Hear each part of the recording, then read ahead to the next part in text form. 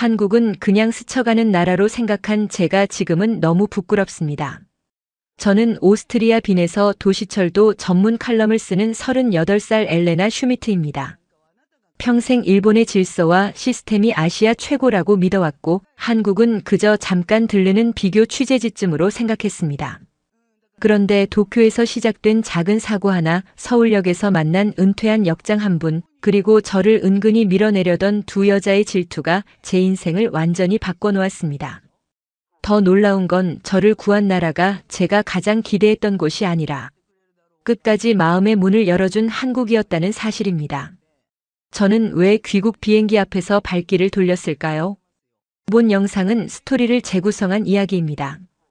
구독과 좋아요는 구독자님께 행운을 드립니다. 어디서 시청하고 계신지 지역을 댓글로 남겨주세요. 저는 엘레나 슈미트입니다. 38살 오스트리아 빈 알저그룬트 구역에 살며 유럽 교통 전문 잡지의 수석 칼럼니스트로 일합니다. 도시철도 설계 자문위원이기도 하죠. 제 아버지는 평생 전차 기관사셨습니다. 손에 기름때가 묻어도 늘 웃으셨고 정시에 출발하는 전차 안에서 승객들이 책을 읽는 모습을 볼 때마다 행복해하셨습니다. 돌아가시기 전 아버지는 제 손을 잡고 말씀하셨습니다. 엘레나, 정확한 시스템이 사람을 지킨다. 그걸 잊지 마라. 저는 그 말을 가슴에 새겼습니다. 냉정하고 분석적이라는 평을 자주 듣지만 사실 속으로는 진짜 배려와 공동체의 온기를 누구보다 갈망하는 사람입니다. 2025년 10월 말 편집장 카를이 제게 특별한 제안을 했습니다. 엘레나 아시아 특집 취재를 맡아주세요. 일본과 한국 두 나라의 교통 시스템을 비교 분석하는 대형 기획입니다. 저는 즉시 대답했습니다. 일본이군요. 기대됩니다. 한국도 함께 다녀와야 합니다. 균형 잡힌 시각이 필요하니까요. 한국은 비교 대상이겠죠. 솔직히 결론은 이미 나와 있는 것 같은데요. 카를이 웃었습니다. 선입견은 좋은 기자의 적이죠. 열린 마음으로 다녀오세요. 저는 고개를 끄덕였지만 속으로는 확신했습니다. 일본의 정시성, 질서, 매뉴얼 문화는 이미 세계적으로 검증됐고 한국은 그저 형식적인 비교를 위한 곳일 뿐이라고요. 출국 준비를 하며 저는 일본 관련 자료를 산더미처럼 모았습니다. 신칸센의 정확성을 다룬 논문, 도쿄 지하철의 효율성 연구, 역무원 교육 시스템 분석. 책상 위에 쌓인 일본 자료는 두껍고 묵직했습니다. 반면 한국 자료는 기본적인 통계와 노선도 몇 장이 전부였습니다.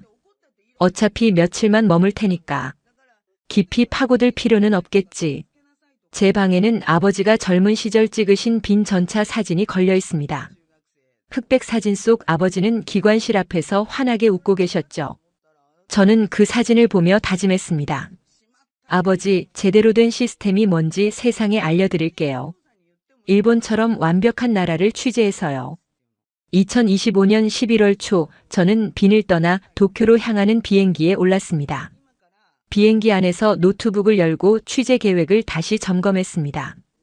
일본 일주일, 한국 사흘. 일정 자체가 이미 제 결론을 말해주고 있었습니다. 창밖으로 구름이 흘러갔습니다. 저는 생각했습니다. 이번 취재는 거의 결론이 정해져 있어. 일본이 압도적일 거야. 한국은 그냥 지나가는 곳일 뿐이지.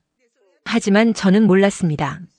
제 인생에서 가장 큰 반전이 바로 눈앞에 기다리고 있다는 걸요. 그것도 제가 가장 기대하지 않았던 나라에서요. 비행기가 고도를 높였습니다. 좌석 옆에 앉은 승객이 한국 드라마를 보고 있었습니다. 화면 속에서 한국 배우들이 웃고 울었지만 저는 관심이 없었습니다. 드라마는 드라마일 뿐이지. 현실은 다르겠지. 저는 이어폰을 끼고 눈을 감았습니다. 도쿄가 저를 기다리고 있었습니다. 아니, 제가 생각한 완벽한 일본이 저를 기다리고 있다고 믿었습니다. 과연 그 믿음은 깨지지 않을까요? 도쿄행 비행기에는 특별한 동행이 있었습니다. 이탈리아 밀라노 출신의 여행 크리에이터 베아트리체 콘티였습니다. 39살 브레라 지구에 살며 럭셔리 여행 채널로 수십만 구독자를 거느린 그녀는 이번 아시아 취재의 협찬 파트너로 함께하게 됐습니다. 공항 라운지에서 처음 만났을 때 베아트리체는 화려한 붉은색 코트를 입고 환하게 웃으며 다가왔습니다. 엘레나 반가워요. 드디어 만나네요. 이번 여행 정말 기대돼요. 베아트리체가 악수를 청했습니다. 손에는 명품 가방이 들려 있었고 목에는 금목걸이가 빛났습니다. 저도요. 잘 부탁드립니다. 처음엔 나쁘지 않았습니다. 베아트리체는 사교적이고 에너지가 넘쳤으니까요. 라운지 소파에 앉아 커피를 마시며 베아트리체가 말했습니다. 저는 일본이 정말 좋아요. 교토의 전통, 도쿄의 세련됨, 오사카의 활기. 모든 게 완벽하죠. 저도 기대하고 있습니다. 특히 교통 시스템이요. 맞아요. 일본은 뭐든 정확하잖아요. 제 구독자들도 일본 콘텐츠를 가장 좋아해요. 베아트리체가 핸드폰을 꺼내 보여줬습니다. 화면에는 교토 신사 앞에서 찍은 베아트리체의 사진이 있었고 좋아요가 수만 개였습니다. 와, 대단하네요. 감동보다 환상이 중요해요. 사람들은 현실을 보고 싶어 하지 않아요. 꿈을 보고 싶어 하죠. 그 말에 저는 약간 불편함을 느꼈습니다. 저는 진실을 써야 합니다. 화려함보다 실제 시스템의 작동 원리가 중요하죠. 베아트리체의 미소가 조금 굳었습니다. 너무 딱딱하면 사람들이 안 봐요. 좀 더 감성적으로 접근해야죠. 감성과 진실은 다릅니다. 그래도 독자들은 재미를 원해요. 엘레나, 당신도 조회수 신경 쓰잖아요. 저는 고개를 저었습니다. 조회수보다 신뢰가 중요합니다. 베아트리체의 표정이 차갑게 변했습니다. 그 순간 저는 느꼈습니다. 이 여자는 진실보다 인기를 우선한다는 걸요. 탑승 시작 안내가 나왔고 우리는 비행기에 올랐습니다. 좌석은 다행히 떨어져 있었습니다. 저는 창가에, 베아트리체는 통로 쪽에 앉았죠. 비행 중에도 베아트리체는 계속 핸드폰으로 뭔가를 확인했습니다. 아마 일본 협찬 일정을 체크하는 것 같았습니다. 식사 시간에 베아트리체가 제 좌석으로 왔습니다. 엘레나, 일본 관광청에서 저한테 특별 코스를 제공했어요. 고급 호텔, 유명 레스토랑, 프라이빗 가이드까지. 같이 다닐래요? 고맙지만 저는 제 취재 동선이 따로 있습니다. 그럼 손해보는 건데요. 제 코스가 훨씬 좋을 텐데. 저는 일반 승객들이 경험하는 걸 봐야 합니다. 특별 대우는 제 기사에 도움이 안 돼요. 베아트리체가 어깨를 으쓱했습니다. 그럼 각자 알아서 하죠. 하지만 나중에 후회하지 마요. 그녀가 자리로 돌아간 후 저는 생각했습니다. 이 여자와는 거리를 두는 게 좋겠어. 직업적 견해 차이처럼 보였지만 뭔가 더 깊은 경쟁심 같은 게 느껴졌습니다. 누가 더 영향력 있는 콘텐츠를 만드느냐의 싸움이 이미 시작된 것 같았죠. 비행기가 착륙 준비에 들어갔습니다. 베아트리체는 화장을 고치며 셀카를 찍었습니다. 저는 노트북을 정리하며 취재 목록을 다시 확인했습니다. 같은 비행기를 탔지만 우리는 완전히 다른 목적으로 일본에 가고 있었습니다.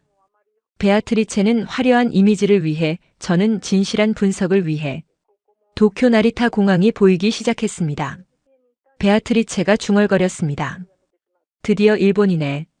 여기서 대박 콘텐츠 만들어야지. 저는 창밖을 보며 생각했습니다. 여기서 진짜 시스템을 확인해야지.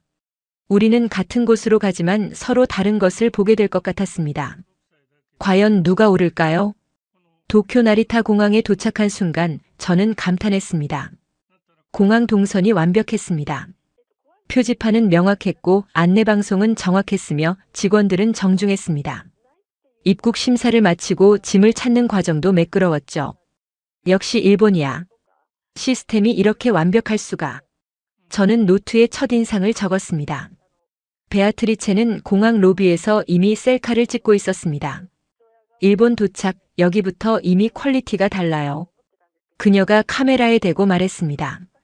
우리는 각자 예약한 호텔로 향했습니다. 저는 시부야 근처의 중급 비즈니스 호텔을, 베아트리체는 긴자의 고급 호텔을 선택했죠. 택시 안에서 기사는 정중했지만 영어를 거의 하지 못했습니다. 저는 미리 준비한 호텔 주소를 종이에 적어 보여줬고 기사는 고개를 끄덕이며 출발했습니다. 도쿄의 밤 풍경은 아름다웠습니다. 네온 사인, 깨끗한 거리, 질서 정연한 교통. 모든 게 제가 상상했던 대로였습니다. 호텔에 도착해 체크인을 하는데 작은 문제가 생겼습니다. 예약 확인서에 제 이름 철자가 잘못 입력되어 있었던 겁니다. 실례지만 제 이름이 잘못됐어요. 엘레나 슈미트인데 여기 슈미츠로 되어 있네요. 프런트 직원은 밝은 미소를 지으며 말했습니다. 아, 소리. 플리즈 웨이트. 직원은 컴퓨터를 확인했지만 영어 의사소통이 원활하지 않았습니다. 다른 직원을 불렀고 그 직원도 역시 미소만 지을 뿐 명확한 해결책을 제시하지 못했습니다. 결국 10분 정도 기다린 후에야 매니저가 와서 상황을 정리했습니다. 쏘리. 노 프라블럼. You can check in. 문제는 해결됐지만 뭔가 이상한 기분이 들었습니다. 정중함은 있었지만 적극적으로 문제를 풀려는 태도는 부족했습니다. 규정대로 하되 그 이상은 하지 않는 느낌이었죠. 방에 들어가 짐을 풀며 저는 생각했습니다. 아직 첫날이야. 피곤해서 예민한 거겠지. 다음 날 아침 본격적인 취재를 시작했습니다. 시부야역에서 야마노테선을 타고 도쿄역으로 이동했습니다. 열차는 정확히 정시에 도착했고 승객들은 질서 정연하게 탑승했습니다.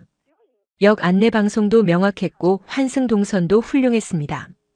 저는 감탄하며 사진을 찍고 메모를 했습니다. 완벽해. 이게 바로 선진 시스템이야.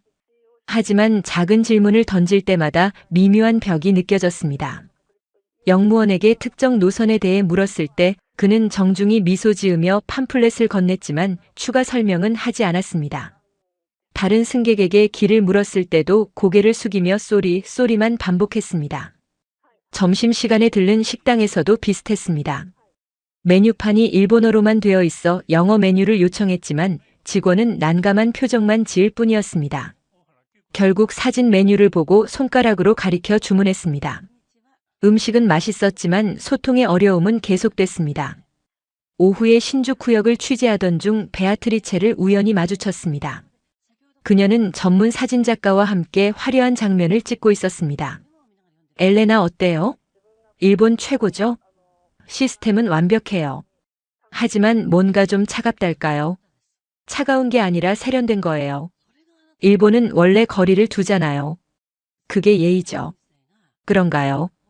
저는 확신이 서지 않았습니다. 예의와 거리, 시스템과 온기. 뭔가 균형이 맞지 않는 느낌이었습니다. 저녁에 호텔로 돌아와 노트를 정리하며 저는 혼란스러웠습니다. 완벽한 시스템인데 왜 이렇게 외롭지? 창밖으로 도쿄의 불빛이 반짝였습니다. 아름답지만 차가웠습니다. 과연 이게 제가 찾던 완벽함일까요? 도쿄 취재 사흘째 결정적인 사건이 터졌습니다. 저는 도쿄 외곽의 작은 역을 취재하려고 주호선을 탔습니다. 지역 철도의 실제 운영 상황을 보고 싶었거든요.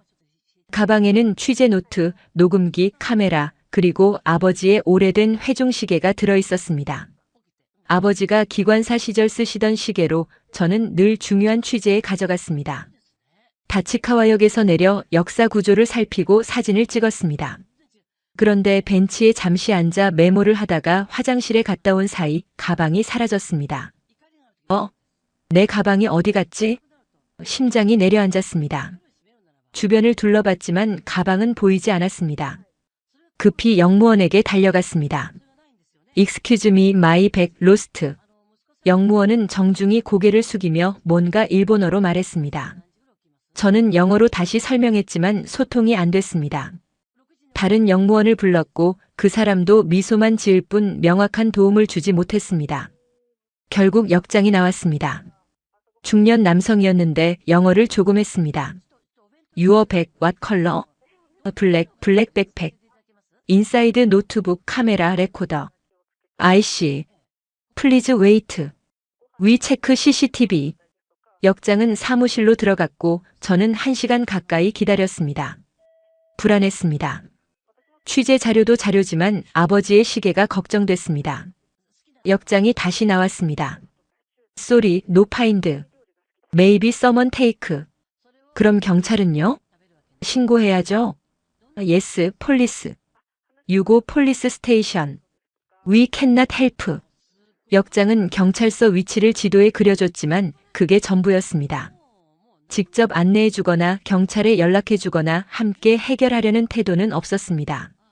규정대로 할 수 있는 것만 하고 그 이상은 하지 않는 거였죠. 저는 지도를 들고 경찰서를 찾아갔습니다. 경찰관도 마찬가지였습니다.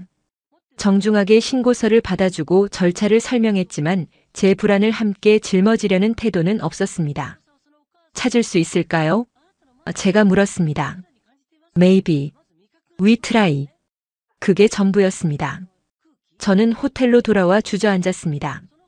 가방도 가방이지만 아버지의 시계를 잃어버렸다는 생각에 눈물이 났습니다. 베아트리체에게 연락했습니다.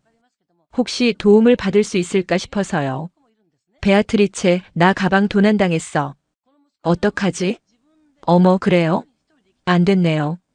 근데 엘레나, 이것도 콘텐츠 될 것 같은데요. 일본에서 도난 사건. 제 채널에서 다뤄도 될까요? 저는 말문이 막혔습니다. 도움은커녕 이걸 콘텐츠로 만들겠다니. 농담이죠? 아니, 진짜 좋은 소재잖아요. 물론 엘레나 얼굴은 모자이크 처리할게요. 저는 전화를 끊었습니다. 화가 났습니다. 베아트리체에게도 이 상황에도 그리고 제 자신에게도요. 그날 밤 저는 잠을 이룰 수 없었습니다. 완벽하다고 생각했던 일본이 갑자기 차갑게 느껴졌습니다. 시스템은 정확했지만 사람은 멀었습니다. 규정은 지켜졌지만 마음은 전해지지 않았습니다. 며칠 후 경찰에서 연락이 왔습니다. 가방을 찾았다고요. 역 근처 쓰레기통에서 발견됐는데 노트북과 카메라는 없고 취재 노트와 빈 가방만 남아 있었습니다. 아버지의 시계도 사라졌습니다. 저는 역으로 가서 가방을 받았습니다. 역무원은 정중히 사과했지만 그뿐이었습니다. 보상도 추가 조치도 없었습니다. 이게 완벽한 시스템일까? 저는 의문이 들기 시작했습니다. 며칠 후 한국으로 떠날 예정이었습니다. 솔직히 기대는 안 했습니다. 하지만 일본에서의 실망이 너무 컸기에 어쩌면 한국이 다를 수도 있겠다는 희미한 기대가 생겼습니다. 과연 한국은 어떨까요? 2025년 11월 중순, 저는 서울행 비행기에 올랐습니다. 일본에서의 일주일은 완벽함과 실망이 뒤섞인 시간이었습니다. 시스템은 정확했지만 사람은 차가웠습니다. 인천공항에 도착했을 때 첫인상은 일본과 비슷했습니다. 깨끗하고 넓고 효율적이었죠. 하지만 뭔가 달랐습니다. 사람들의 표정이 조금 더 부드러웠고 안내 직원들의 목소리에 온기가 있었습니다. 입국 심사를 마치고 짐을 찾는데 한 직원이 다가왔습니다. 혹시 도움 필요하세요? 유창한 영어였습니다. 아니요, 괜찮습니다. 고맙습니다. 서울 처음이세요? 교통편 예약하셨어요? 네, 택시 예약했어요. 좋아요. 혹시 문제 있으면 저기 안내 데스크에 말씀하세요. 직원이 웃으며 떠났습니다. 작은 친절이었지만 일본에서는 느끼지 못했던 따뜻함이었습니다. 공항 밖으로 나와 택시를 탔습니다. 기사님은 중년 남성이었고 영어를 조금 하셨습니다. 호텔 어디예요? 서울역 근처 비즈니스 호텔이요. 아, 서울역. 좋아요. 교통 편해요. 기사님은 운전하며 서울 이야기를 해주셨습니다. 서툰 영어와 손짓으로요. 일본 기사님들은 말이 없었는데 한국 기사님은 달랐습니다. 호텔에 도착해 체크인을 하는데 프런트 직원이 밝게 웃으며 말했습니다. 어서 오세요. 출장이세요? 네, 취재 왔어요. 아, 기자세요? 뭐 취재하세요? 교통 시스템이요. 국제 박람회 취재하러 왔어요. 와, 대단하시네요. 서울 처음이시죠? 궁금한 거 있으면 언제든 물어보세요. 친절했습니다. 하지만 곧 제 담당자를 만나며 분위기가 바뀌었습니다. 강세라 국제교통박람회 한국 운영 대행사 홍보총괄이었습니다. 34살 성동구 금호동에 산다는 그녀는 완벽한 영어와 세련된 외모를 가진 여성이었습니다. 호텔 로비에서 처음 만났을 때 세라는 차갑게 웃으며 악수했습니다. 엘레나 슈미트 씨, 반갑습니다. 강세라입니다. 반갑습니다. 세라 씨, 일본 취재는 어떠셨어요? 흥미로웠습니다. 시스템이 정말 정확하더군요. 그렇죠. 일본은 아시아 최고니까요. 한국은 거기까진 아니지만 나름대로 볼만한 게 있을 거예요. 세라의 말투에서 묘한 열등감이 느껴졌습니다. 한국도 기대하고 있습니다. 기대는 크게 안 하셔도 돼요. 우리는 일본만큼 세련되진 않으니까요. 대신 빠르고 효율적이죠. 세라가 일정표를 건넸습니다. 빽빽하게 짜인 스케줄이었습니다. 박람회장, 고급 호텔, 유명 레스토랑, 쇼케이스 행사. 이게 공식 일정이에요. 이대로만 따라오시면 됩니다. 한국의 좋은 면만 보여드릴게요. 혹시 제가 개인적으로 보고 싶은 곳도 갈 수 있을까요? 세라의 표정이 굳었습니다. 개인 일정이요? 무슨 곳이요? 일반 시민들이 이용하는 지하철역이나 시장 같은 곳이요. 그런 건 왜요? 별로 볼 게 없는데. 실제 시스템을 보고 싶어서요. 엘레나 씨, 한국은 감성보다 속도와 이미지로 보여드리는 게 좋아요. 서민적인 건 좀 그렇잖아요. 저는 놀랐습니다. 자기 나라의 서민적인 모습을 부끄러워하다니. 저는 진짜 한국이 보고 싶습니다. 진짜 한국은 포장된 한국이에요. 외국인들한테는 좋은 것만 보여줘야죠. 세라가 단호하게 말했습니다. 저는 불편했습니다. 이 여자는 한국을 사랑하는 게 아니라 한국이 부끄러운 거였습니다. 그날 저녁 호텔방에서 저는 생각했습니다. 일본은 시스템은 완벽한데 사람이 차갑고 한국은 사람은 따뜻한데 담당자가 이상해. 과연 한국에서 진짜 모습을 볼 수 있을까요? 다음 날 아침 박람회장으로 가기 위해 세라와 만나기로 했습니다. 그런데 세라에게서 급하게 문자가 왔습니다. 엘레나 씨, 죄송한데 급한 일이 생겼어요. 서울역에서 혼자 지하철 타고 코엑스로 오세요. 거기서 만나요. 저는 당황했습니다. 한국 지하철을 처음 타는데 혼자 가라니. 하지만 어쩔 수 없었습니다. 호텔에서 서울역까지 걸어갔습니다. 역사에 들어서니 사람들로 가득했습니다. 일본보다 훨씬 활기찼고 조금 혼잡했습니다. 교통카드를 사려고 했는데 기계 사용법을 몰라 난감했습니다. 영어 버튼을 눌렀지만 여전히 복잡했죠. 어떻게 하지? 그때 한 남성이 다가왔습니다. 60 정도 되어 보이는 분이었습니다. 짧은 흰머리, 단정한 옷차림, 온화한 눈빛. 도움 필요하세요? 유창하진 않지만 또렷한 영어였습니다. 네, 교통카드를 사려는데 방법을 모르겠어요. 아, 이거요. 제가 도와드릴게요. 그분은 천천히 기계 사용법을 알려주셨습니다. 돈을 넣는 곳, 금액 선택, 카드 받는 곳. 하나하나 설명하며 직접 시범까지 보여주셨죠. 이제 됐어요. 어디 가세요? 코엑스요. 삼성역이라고 들었어요. 아, 2호선. 제가 플랫폼까지 안내해 드릴게요. 아니에요, 괜찮아요. 이미 너무 도와주셨어요. 아니에요. 외국분이 길 잃으면 안 되죠. 따라오세요. 그분은 저를 2호선 플랫폼까지 데려다 주셨습니다. 그리고 작은 종이에 뭔가를 적기 시작하셨습니다. 여기 봐요. 서울역에서 삼성역까지 11정거장이에요. 30분쯤 걸려요. 강남역에서 사람 많이 타니까 조심하세요. 종이에는 역 이름과 환승 정보가 한글과 영어로 또박또박 적혀 있었습니다. 이거 가지고 가세요. 길 잃으면 이거 보여주고 물어보세요. 정말 고맙습니다. 성함이 어떻게 되세요? 한정호입니다. 은퇴한 역장이에요. 역장이셨어요? 네, 35년 했어요. 지금은 쉬고 있죠. 정호는 웃으며 말했습니다. 그의 미소는 진심이었습니다. 계산적이지 않고 의무적이지 않았습니다. 저는 엘레나예요. 오스트리아에서 왔어요. 교통 시스템 취재 중이에요. 오, 그래요? 그럼 제가 도움 될 수도 있겠네요. 정호가 명함을 꺼냈습니다. 손으로 쓴 번호가 적혀 있었습니다. 혹시 궁금한 거 있으면 연락하세요. 제가 아는 건 다 알려드릴게요. 정말요? 너무 감사합니다. 전동차가 들어왔습니다. 정호는 저를 타는 것까지 확인하고 손을 흔들며 배웅했습니다. 조심히 가세요. 삼성역 내리는 거 잊지 마세요. 전동차가 출발했습니다. 저는 창밖으로 손 흔드는 정호를 봤습니다. 가슴이 따뜻해졌습니다. 이 사람은 단지 길만 알려준 게 아니었습니다. 당황한 외국인이 무사히 목적지에 갈 때까지 책임지듯 곁에 서준 거였죠. 일본 역장은 규정대로만 했지만 한국 역장은 제 불안까지 챙겨준 겁니다. 전동차 안에서 저는 정호가 적어준 종이를 봤습니다. 깨끗한 글씨, 정확한 정보, 그리고 아래쪽에 작은 메모. 한국 처음이면 힘들 수 있어요. 하지만 사람들은 친절해요. 편하게 물어보세요. 눈물이 날 뻔했습니다. 이 한 장의 종이가 일본에서 받은 어떤 친절보다 따뜻했습니다. 삼성역에 도착해 세라를 만났습니다.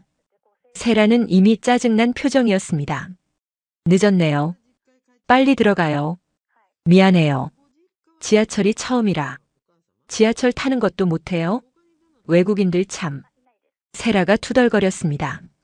저는 반박하고 싶었지만 참았습니다. 대신 생각했습니다.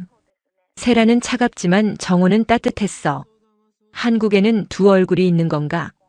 박남 회장은 화려했지만 제 마음은 서울역에 남아 있었습니다. 정호의 미소와 종이 한 장이 자꾸 떠올랐습니다. 과연 한국의 진짜 모습은 무엇일까요? 박람회 이틀째 세라는 공식 일정만 강조했습니다. 하지만 저는 정호에게 연락했습니다. 진짜 한국을 보고 싶었으니까요. 정호 씨, 저 엘레나예요.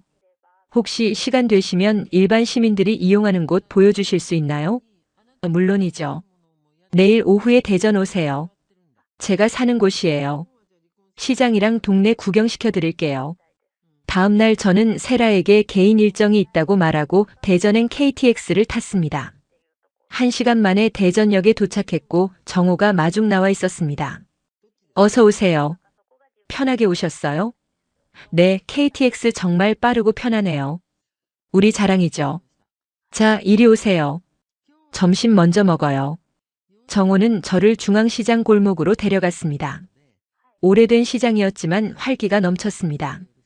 상인들은 크게 인사했고 지나가는 사람들은 웃으며 이야기했습니다. 작은 국밥집에 들어갔습니다. 할머니가 운영하는 곳이었죠. 어머, 정호야. 누구 데려왔어? 외국 손님이에요. 한국 음식 보여드리려고요. 어서 와요. 앉아요.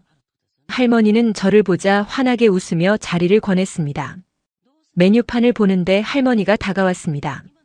외국 사람은 매운 거 못 먹지? 내가 안 맵게 해줄게.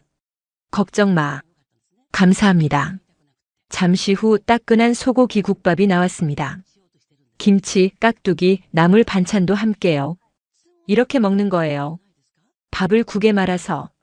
정호가 시범을 보여줬습니다. 한 숟가락 떠서 입에 넣는 순간 눈물이 날 뻔했습니다. 따뜻했습니다. 음식도 분위기도 사람들도요. 할머니가 다가와 물었습니다. 맛있어? 네, 정말 맛있어요. 많이 먹어. 멀리서 왔는데 든든하게 먹어야지. 할머니의 손이 제 어깨를 토닥였습니다. 그 순간 제 가슴이 뭉클했습니다. 일본에서는 한 번도 느끼지 못한 감정이었죠. 식사 후 시장을 걸으며 정호가 설명했습니다. 여기가 진짜 한국이에요. 화려하지 않지만 사람 사는 곳이죠. 정호 씨는 왜 역장을 그만두셨어요? 35년 했으니 충분했어요. 이제는 쉬면서 살아요. 가끔 이렇게 외국 손님 안내하는 게 재미있어요. 정호가 웃었습니다.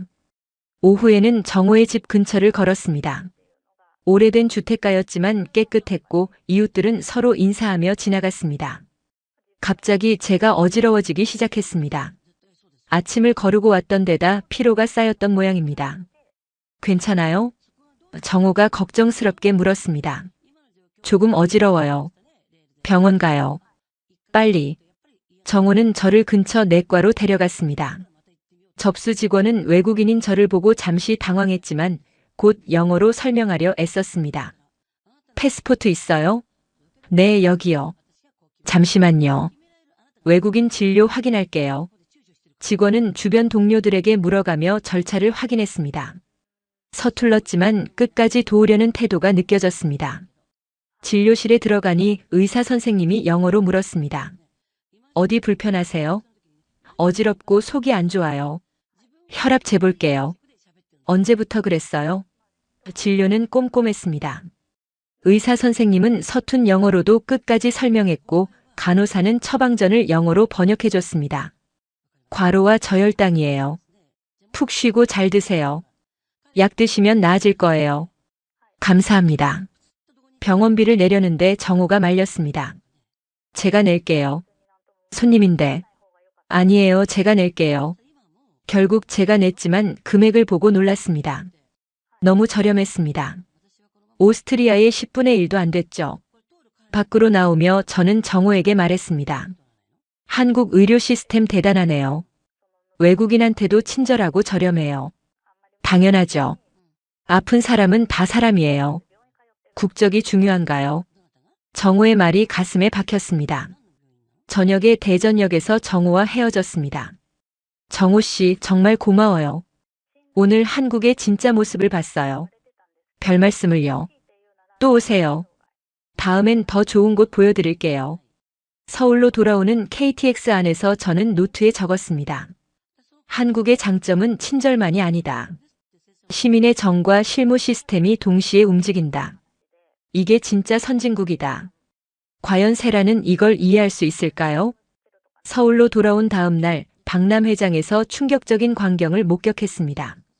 한국철도 기술 부스 앞에 긴 줄이 서 있었습니다.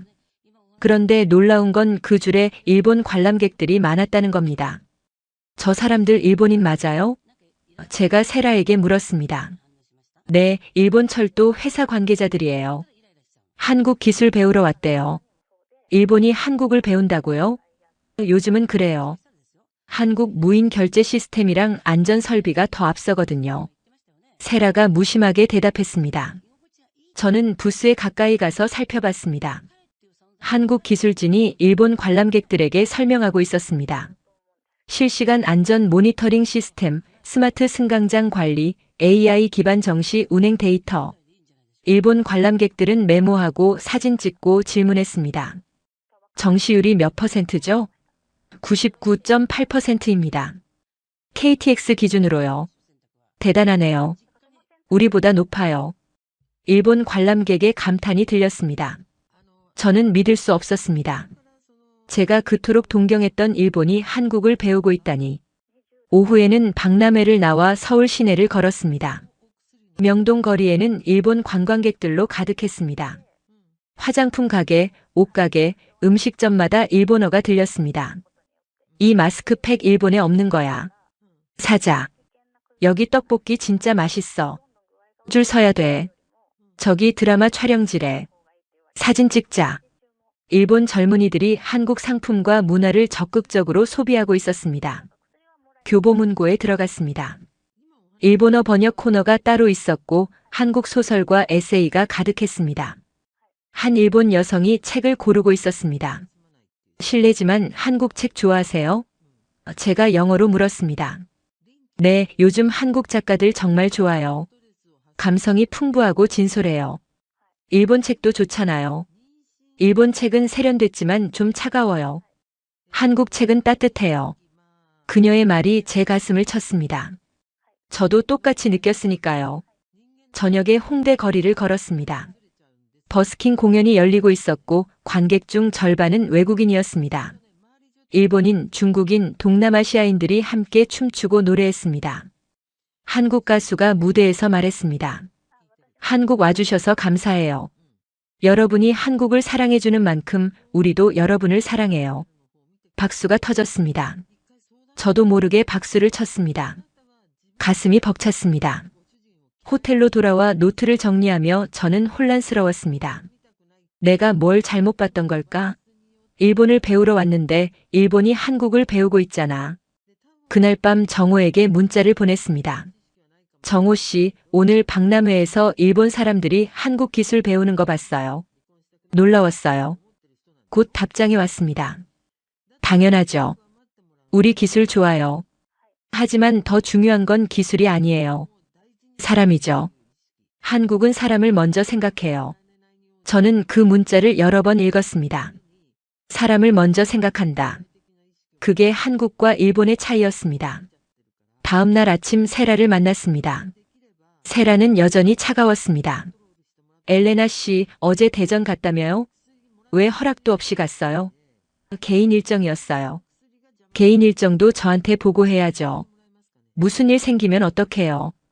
아무 일 없었어요. 오히려 좋았어요. 뭐가 좋았어요? 시골 가서 진짜 한국을 봤어요. 시장, 병원 사람들. 정말 따뜻했어요. 세라의 얼굴이 굳었습니다. 그런 걸 기사에 쓸 건 아니죠?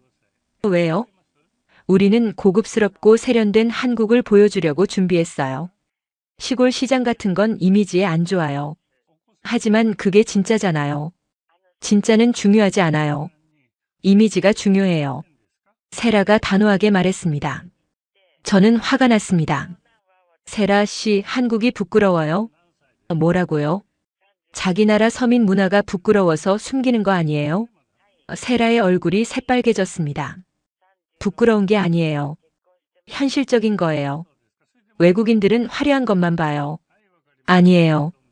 저는 따뜻한 걸 보고 싶어요. 세라가 입술을 깨물었습니다. 그 순간 저는 알았습니다.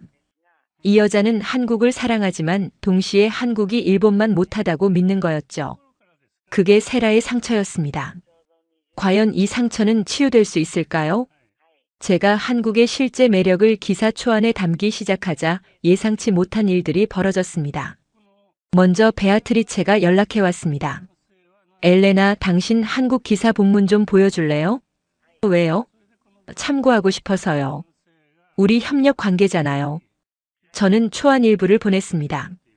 서울역에서 만난 정오 대전시장의 국밥집, 병원에서의 경험, 박람회에서 본 일본인들. 며칠 후 베아트리체가 자기 채널에 영상을 올렸습니다. 제목은 한국의 숨은 매력, 일본보다 나은 이유였습니다. 영상을 보고 저는 분노했습니다. 제 이야기를 그대로 가져갔던 겁니다. 정오 이야기, 시장 이야기, 병원 이야기까지. 심지어 자기가 직접 경험한 것처럼 꾸몄습니다. 베아트리체, 이게 뭐예요? 내 이야기를 도용했잖아요. 전화로 따졌더니 베아트리체는 뻔뻔했습니다. 도용이 아니라 참고했죠. 당신이 보여줬잖아요. 참고와 도용은 달라요. 내 취재를 그대로 쓰다니. 엘레나, 너무 예민하게 굴지 마요. 우리 둘 다 한국 홍보하는 거잖아요. 이건 홍보가 아니라 표절이에요. 베아트리체가 냉소했습니다. 표절? 증명할 수 있어요? 난 당신보다 먼저 올렸는걸요. 전화를 끊고 나서 확인해 보니 베아트리체 영상이 제 기사 예정일보다 이틀 빨랐습니다. 교묘하게 선수를 친 거였죠. 더 큰 문제는 세라였습니다. 세라는 제가 대전과 시장을 다녀온 걸 알고 점점 더 일정을 통제하려 했습니다. 엘레나 씨, 내일 일정 바뀌었어요. 강남 고급 레스토랑 취재로요. 저는 약속 있어요. 정호 씨가 다른 곳 보여주기로 했어요. 그 은퇴역장이요? 그 사람 만나지 마세요. 왜요? 우리 공식 일정에 없는 사람이에요. 문제 생기면 책임 못 져요. 문제 안 생겨요. 정호 씨는 좋은 분이에요. 좋은 사람인지 아닌지가 중요한 게 아니에요. 이미지예요. 늙은 역장이 외국 기자 안내하면 우리나라가 초라해 보여요. 저는 믿을 수 없었습니다. 세라 씨, 정호 씨는 35년 경력의 전문가예요. 오히려 자랑스러운 분이죠. 자랑스럽긴요. 그냥 은퇴한 노인이에요. 세라의 말에 저는 화가 났습니다. 세라 씨는 도대체 한국에 뭐가 자랑스러운 거예요? 세련되고 화려한 거요. 첨단 기술, 고급 문화, K-팝 드라마. 그런 거요. 사람은요? 사람은 뒤에 있어야죠. 저는 더 이상 참을 수 없었습니다. 세라 씨, 저는 제 방식대로 취재할 거예요. 간섭하지 마세요. 그럼 우리 협조 못 해드려요. 상관없어요. 다음 날 정호를 만나러 갔는데 세라가 먼저 정호에게 연락했다는 걸 알았습니다. 엘레나 씨, 세라라는 사람이 연락했어요. 저한테 당신 안내하지 말래요. 뭐라고요? 한국 이미지에 안 좋다고. 제가 너무 서민적이래요. 정호의 목소리에 상처가 묻어났습니다. 정호 씨, 신경 쓰지 마세요. 세라 말은 무시하세요. 괜찮아요. 저도 이해해요. 외국인한테는 좋은 것만 보여주고 싶겠죠. 아니에요. 정호 씨가 최고예요. 세라보다 100배 나아요. 정호가 쓸쓸히 웃었습니다. 그날 저녁 호텔로 돌아오니 베아트리체가 로비에서 기다리고 있었습니다. 엘레나, 우리 얘기 좀 해요. 할 말 없어요. 화났어요? 내 영상 때문에? 당연하죠. 내 이야기 훔쳐갔잖아요. 베아트리체가 한숨을 쉬었습니다. 솔직히 말할게요.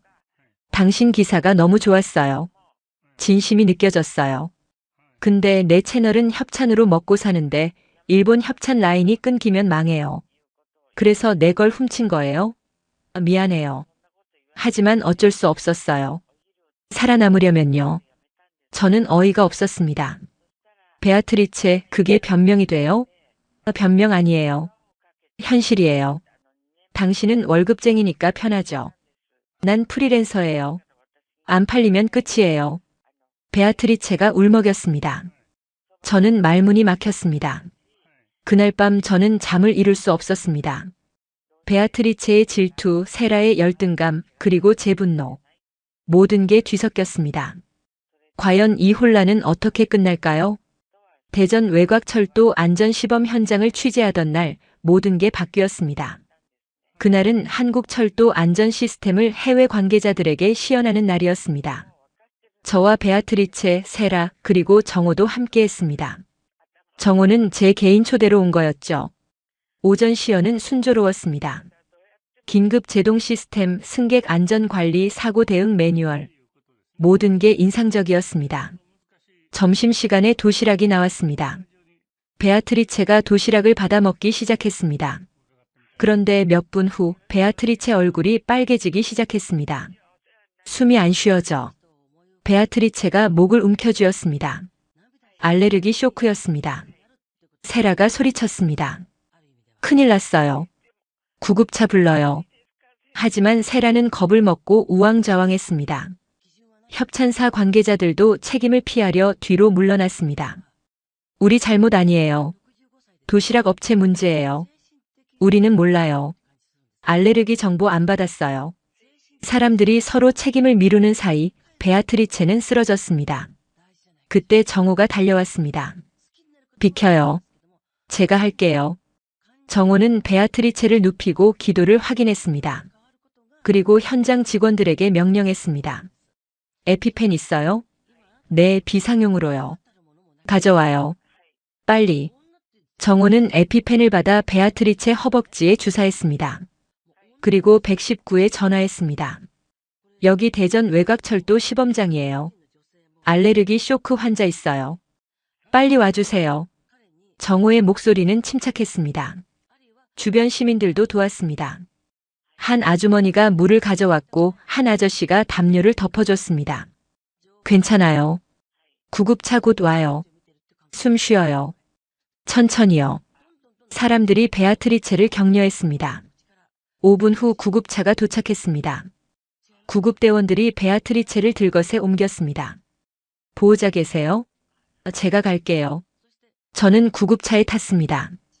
병원으로 가는 동안 베아트리체는 의식을 되찾았습니다. 엘레나? 괜찮아요. 병원 가는 중이에요. 내가 죽는 줄 알았어. 베아트리체가 울었습니다. 병원에 도착해 응급치료를 받았습니다. 의사가 말했습니다. 다행히 빨리 조치해서 괜찮아요. 조금만 늦었으면 위험했을 거예요. 누가 에피펜 놔줬어요? 베아트리체가 물었습니다. 한정호 씨요. 은퇴한 역장이에요. 그분이? 베아트리체가 놀랐습니다. 병실로 옮긴 후 정호가 찾아왔습니다. 괜찮으세요? 네, 감사합니다. 목숨 구해주셨어요. 당연한 거예요. 사람 살리는 게 먼저죠. 정호가 담담하게 말했습니다. 세라도 왔습니다. 얼굴이 창백했습니다. 죄송해요. 제가 제대로 못했어요. 괜찮아요. 누구 잘못도 아니에요. 베아트리체가 말했습니다. 저는 이 장면을 보며 깨달았습니다. 한국의 진짜 힘은 시스템만이 아니었습니다. 위기 때 사람을 살리는 마음이었습니다. 국적도 나이도 관계도 상관없이 사람을 먼저 살리는 나라였죠.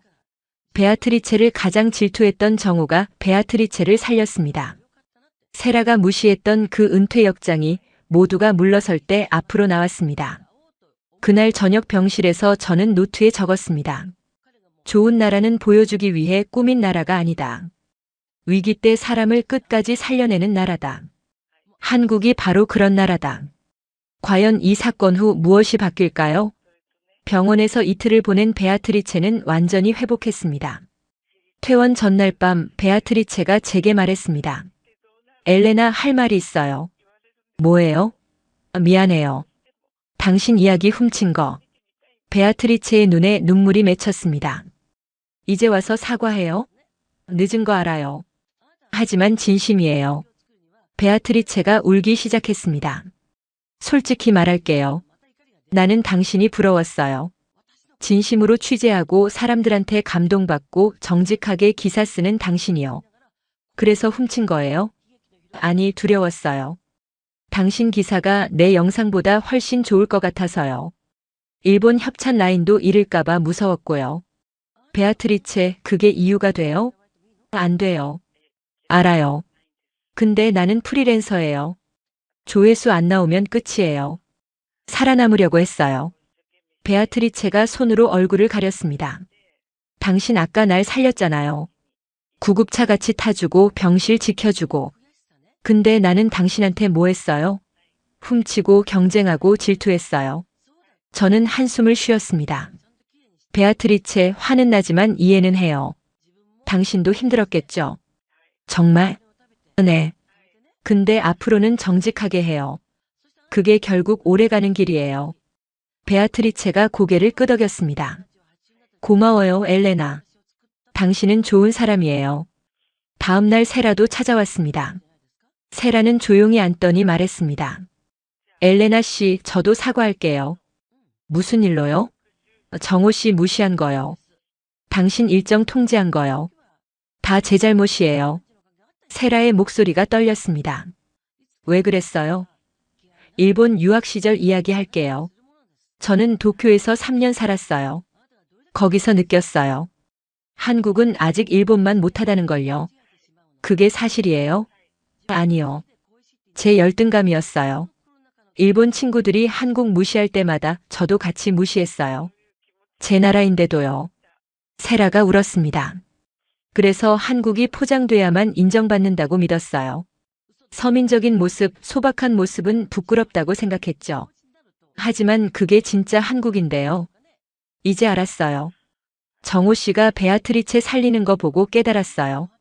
진짜 힘은 화려함이 아니라 사람이라는 걸요. 세라가 손으로 눈물을 닦았습니다. 미안해요. 제가 한국을 제대로 사랑하지 못했어요. 저는 세라의 손을 잡았습니다. 괜찮아요.